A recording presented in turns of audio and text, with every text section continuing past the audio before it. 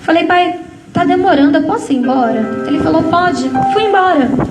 Quando estava chegando em casa, encontrei com a minha irmã. Ela falou assim, Nai, vamos comigo na vizinha entregar uma caixa de sapato que a mãe pediu? Eu falei, vamos. Chegamos, entregamos a caixa de sapato para a vizinha pegou a caixa de sapato. Porém, quando ela foi fechar o portão caiu. Dentro da casa da vizinha tinha um pitbull. Só que no período da tarde eu estava brincando com o cachorro, ele era conhecido. No período da noite aquele cachorro me estranhou e veio correndo na minha direção.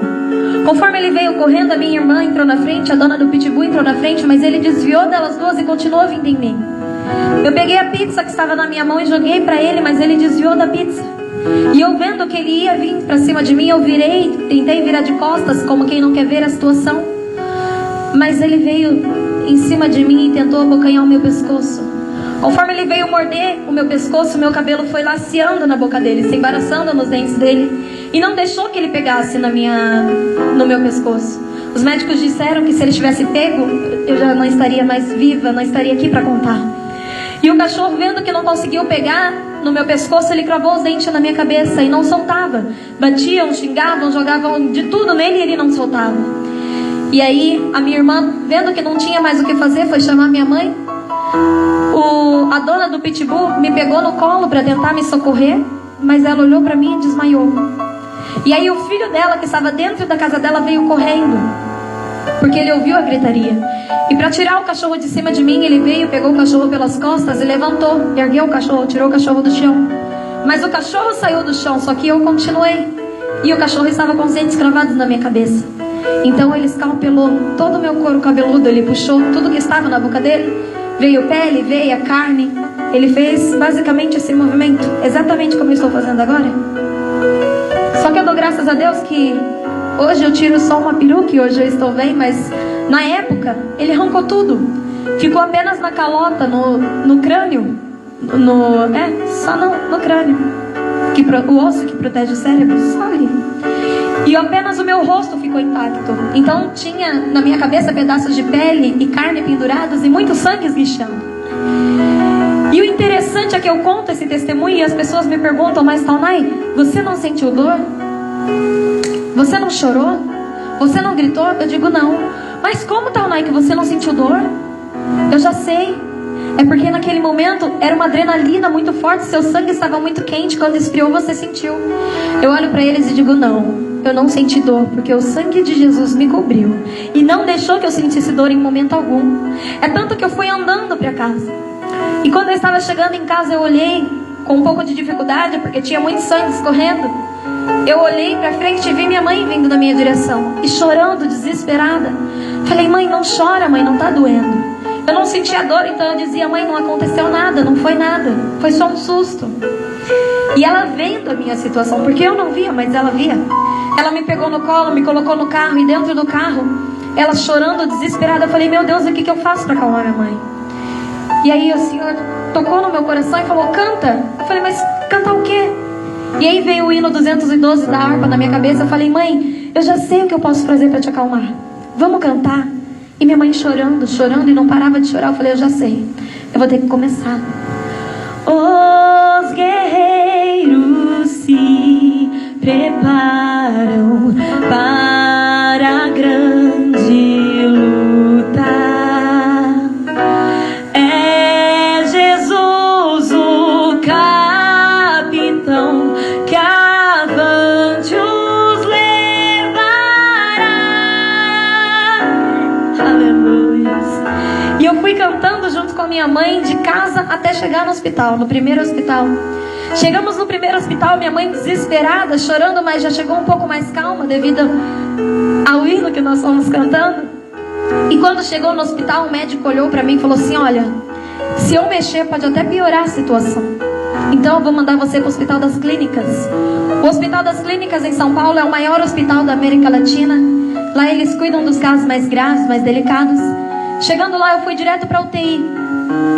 E lá internada, o meu pai lembrou. Eu fiquei internada com o meu pai, porque só pode um acompanhante.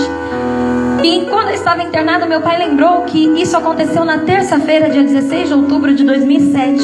Há 2 dias atrás, no domingo, nós havíamos encerrado uma campanha de oração. E nessa campanha, o Senhor Jesus nos nos falou que iria acontecer algo. Ele não especificou o que, quando, como, com quem aconteceria, mas ele falou: olha, se prepara, porque virá uma grande prova sobre vós, mas fica tranquila, calma o coração, porque eu estarei cuidando de tudo, eu estarei no controle de tudo. E aí meu pai, lembrando disso, olhou para mim e falou: filha, eu não sei o motivo pela qual nós estamos aqui, mas de uma coisa eu sei: nada acontece sem a permissão de Deus. Tem um ditado que diz que nem uma folha de uma árvore cai se o Senhor Jesus não permitir. E é verdade, nada acontece sem a permissão de Deus. E ele falou: nós estamos aqui, eu não sei porquê, mas eu sei que foi Deus que permitiu. E se Ele permitiu, Ele tem um plano. Então não vamos ficar se perguntando a Deus ou questionando a vida, porque disso, porque daquilo. Vamos adorar a Deus. E eu com 6 anos olhei para o meu pai e falei: tá bom, mas eu não tinha entendido muito bem. Até que um dia ele pegou uma Bíblia, uma harpa, pegou na minha mão quando eu já podia sair do leito e pediu permissão aos médicos e falou: filha, vamos. E aí nós fomos de quarto em quarto, meu pai foi me levando. E eu vendo os casos, ele falava, perguntei: pai, o que nós vamos fazer? Ele: filha, nós vamos orar. E nós íamos visitar as pessoas que estavam nos leitos vizinhos ao meu, e nós íamos orando por elas. E nós íamos pregando a palavra do Senhor Jesus para elas. E nós íamos profetizando, louvando, e vimos coisas lindas acontecendo. Nós vimos milagres acontecendo, pessoas sendo curadas sem nem precisar fazer cirurgia, pessoas sendo salvas, pessoas voltando para a presença de Jesus. E foi aí que nós começamos a entender o mistério de Deus em ter nos colocado ali naquele momento. E eu era uma criança, graças a Deus, diferenciada. Eu não chorava, eu não ficava fazendo drama. O Senhor Jesus, eu digo que Ele me poupava da dor, porque eu vivia o dia todo cantando, sorrindo, brincando, como qualquer outra criança. Eu era bem agitada. Mas todas as manhãs as enfermeiras vinham fazer um curativo em mim. E nesse curativo elas tinham que abrir minha cabeça. Minha cabeça ela era só um buraco. E elas pegavam um pote de pomada bem grande e viravam o pote todo na cabeça. Era um pote por dia. E elas fechavam, enfaixavam como se fizessem um capacete de faixas. E todos os dias eu era furada cerca de 3 a 4 vezes ao dia para tirarem sangue, fazer exames. E todas as noites vinha um médico enquanto eu estava dormindo e furava a minha cabeça com uma agulha para ver como estava a situação da cabeça. E foram muitos e muitos momentos que nós passamos ali. Só que todos esses momentos eu não passava chorando, eu passava cantando. E as pessoas não entendiam e me perguntavam: mas Taunay, por que você canta? Eu digo: olha, meu pai falou que eu tenho que adorar a Deus. E um dia eu senti dor, porque eu senti muita dor. E aí eu comecei a cantar, porque eu não sabia o que fazer. E eu comecei a cantar e Deus tirou a minha dor. E aí depois eu estava longe do meu pai e eu senti medo. E eu cantei e Deus tirou meu medo. Eu fiquei mais calma, Ele acalmou meu coração. E foi aí que uma criança de 6 anos começou a entender o mistério de Deus através da adoração. Começou a entender que enquanto eu adorava, ou enquanto você adora, o Senhor Jesus cuida de tudo para você. Eu digo porque eu creio, porque eu vivi. Porque enquanto eu cantava, Deus tirava a minha dor. Enquanto eu cantava, Deus tirava o meu medo. Enquanto eu cantava, o Senhor acalmava o meu coração. E aí, eu lá internada no hospital, fiz cerca de 27 cirurgias. Uma das cirurgias que eu fiz chamava-se retalho microcirúrgico de grande dorsal, na qual os médicos tiveram que retirar pele, veia e carne de outras partes do meu corpo para refazer a minha cabeça, porque não tinha mais o que fazer. E minha mãe até se ofereceu, mas o médico falou que não podia ser ela, tinha que ser eu. E a primeira vez que eu fiz essa cirurgia, ela deu rejeição. Então os médicos tiveram que lixar a minha cabeça até chegar no crânio e fazer tudo de novo. Todo o processo que eles já tinham feito.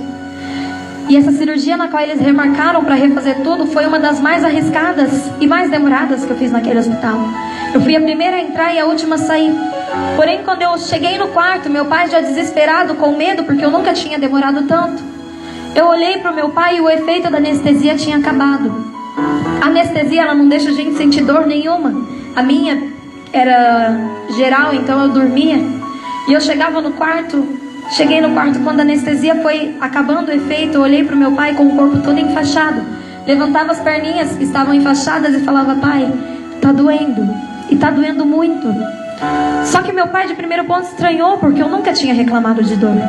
Então ele chamou a enfermeira, ela veio, deu as doses de remédio. Passou-se um tempo, a dor não passou, e eu falei, mas pai, não parou de doer. E ele veio, chamou a enfermeira, e isso se repetiu várias e várias vezes, até que da última vez a enfermeira veio e falou, olha pai, chamou meu pai no canto e falou, olha pai, se eu der mais uma gotinha de remédio para ela, ela vem a óbito por alta dosagem, vai dar como overdose. Eu posso até dar mais remédio para ela, mas você tem que assinar os papéis para não dizer que foi falha médica. E aí ela falou, só que aí eu dou o remédio e você se prepara, porque provavelmente ela vai morrer. E aí meu pai olhou para mim, olhou para ela e falou, não doutora, pode ir embora, a gente se vira. E eu longe, só olhei meu pai dizendo, a gente se vira, mas eu olhei para ele, estranhei e falei, pai, vem cá, quem está sentindo a dor sou eu. Eu nunca reclamei de dor, e é a primeira vez que eu reclamo de dor, o senhor manda a enfermeira embora. Falei, pai, tá doendo tanto, pai, é uma dor tão forte que eu nunca senti na minha vida. Eu cheguei até a comentar com ele, eu falei, dizem, pai, que as dores de parto são a dor mais dolorosas que alguém pode sentir, mas eu acho que essa dor é pior. Para tentar explicar o tamanho da dor que eu estava sentindo. E aí meu pai sem poder fazer nada, eu sem poder fazer nada. Aí eu lembrei que nós passávamos nos leitos e orávamos pelas pessoas e pessoas eram curadas. Falei, mas pai, eu já sei, ora por mim. E ele orou. E nós cremos, mas passou-se um tempo e a dor não passou. E aí eu me desesperei mesmo, que eu falei, meu Deus, tomei todos os remédios, morfina, tudo que tinha para tomar e a dor não passou. Meu pai orou que era a minha última solução e única solução, e a dor não passou. E meu pai olhando para mim já desesperado, agoniado de ver a filha agonizando de dor e não poder fazer nada. Eu olhei para ele e falei, pai, eu sou muito fraca. Porque as pessoas vêm aqui nos visitar, me ver cantando, me ver sorrindo e falam que eu sou forte por ser apenas uma criança e não chorar. Mas pai, eu não estou aguentando de dor, pai, eu acho que eu vou morrer. Já quase me despedindo do meu pai naquele momento. E aí meu pai olhou para mim e falou assim, filha, eu já sei o que a gente pode fazer. Falei, o que, pai? Ele falou, vamos chorar. Eu de primeiro momento olhei, estranhei, mas chorar? O que chorar vai adiantar agora? E ele falou, sim filha, vamos chorar, porque não é vergonhoso chorar e não é feio chorar. A Bíblia diz que bem-aventurados são os que choram, porque eles serão consolados. E eu olhei para o meu pai, de certo modo aliviada pela sugestão que ele deu, porque eu queria mesmo chorar. Eu realmente não estava chorando para dar forças para o meu pai, e meu pai não estava chorando também para me dar forças, para ninguém achar que tudo estava perdido, digamos assim. E eu falei, sim pai, então vamos chorar. Foi nesse momento, irmãos, que nós choramos. Choramos, eu acho que tudo que não tínhamos chorado de quando chegamos no hospital até aquele dia. E eu olhei para ele e falei assim, pai, Deus é muito bom. E ele falou, filha, por que você está dizendo isso? Eu falei, pai, os médicos fizeram tudo o que eles podiam fazer e não conseguiram tirar a minha dor. Mas nós oramos e esperamos o tempo de Deus. E Deus tirou a minha dor. Eu sei que foi pela oração, pai, porque nós esperamos, pai, e porque nós precisávamos passar por este momento. Tem coisas na sua vida que você não entende, que às vezes você se pergunta, mas Senhor, por que, Senhor, o que está acontecendo? Ei, não é porque Deus é ruim, é porque você precisa passar por certos momentos para você se tornar mais forte. Você não vai morrer, você vai apenas se fortalecer. Aleluias. E eu feliz porque aquela dor tinha passado. Falei, pai, faz o seguinte, agora canta para mim dormir. E meu pai diz, irmãos, que aquele momento foi o mais difícil, porque ele não tinha voz nem para falar, quanto mais para cantar. Eu falei, mas canta, pai, aquele hino daquele jeito. E ele falou, tá bom, filha. Porque aquele hino daquele jeito era fácil para ele, porque ele não precisava falar, não precisava cantar. Ele apenas sussurrava com um gemido. E ele começou assim, ó.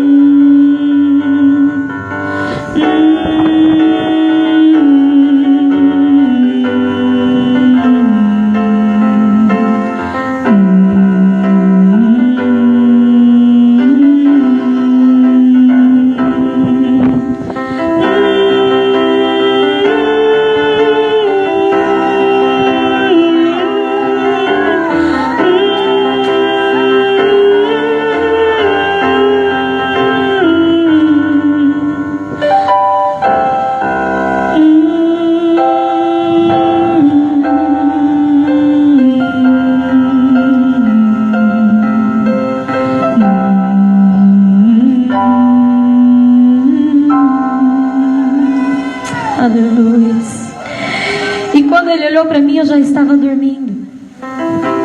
Sabe duas coisas que eu tiro desse momento difícil que nós passamos? A primeira é que nós realmente fomos nesse momento verdadeiros adoradores.